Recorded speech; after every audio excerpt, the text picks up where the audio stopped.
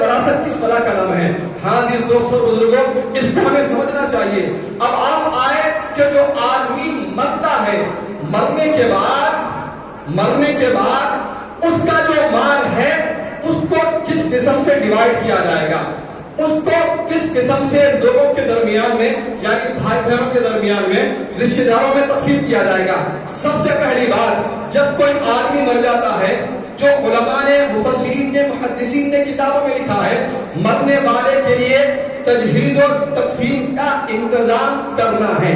اب یہاں پر بھی آپ نے دیکھا ہوگا ہمارے حیدرآباد میں خاص طور پہ اگر کسی کے والد کا انتقال ہو جائے، والدہ کا انتقال ہو جائے، بڑا بھائی کہتا ہے نہیں میں ابا کا بڑا عاشق تھا، ابا میں کو بہت چاہتے تھے، اس لیے سارا 10ویں کا خرچہ ہو یا پھر 20ویں کا خرچہ ہو، 40ویں کا خرچہ ہو یا پھر دوسری جتنے خرچے ہو میں کرنے کے لیے تیار ہوں. حالانکہ شریعت کہتی ہے اس کو ایسا کرنا ضروری نہیں ہے.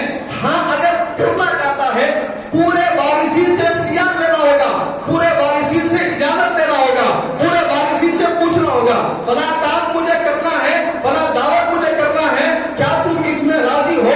اگر سارے وارثین راضی ہوں گے تب آپ کو اختیار ہے، ورنہ کسی بڑے بھائی کو، خاندان کے بڑے بھائی کو کوئی اختیار نہیں ہے کہ اپنے منمانی کے مطابق خرچ کرتا رہے. ہاں اگر وہ اپنی ذاتی پراپرٹی میں سے خرچ کرنا چاہتا ہے اس کی اجازت ہے. وارثین کا جو مال ہے اس میں سے خرچ کر رہا ہے تو وارثین سے پوچھنا ہوگا.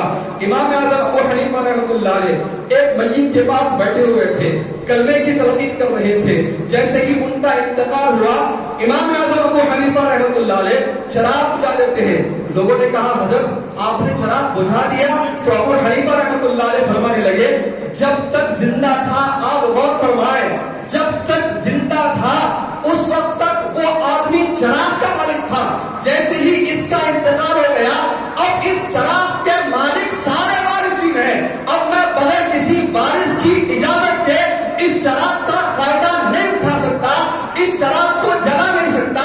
پتا کیا چلتا ہے کہ سارے وارثین حقدار ہیں، بھائی بہن کا کوئی فرق نہیں. ہاں فرق یہ ہے کہ مکمل بھائی کو دیا جائے گا، آدھا بہن کو دیا جائے گا، آدھا عورت کو دیا جائے گا.